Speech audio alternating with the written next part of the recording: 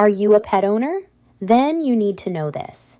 We're talking about what should be in your pet's first aid kit, because being prepared can save your furry friend's life. Number 1, gauze, bandages, and adhesive tape for wound care.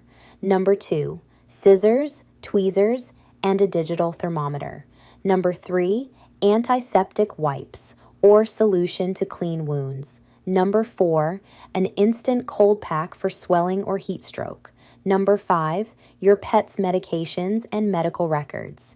Number 6, a muzzle or leash for safety during treatment.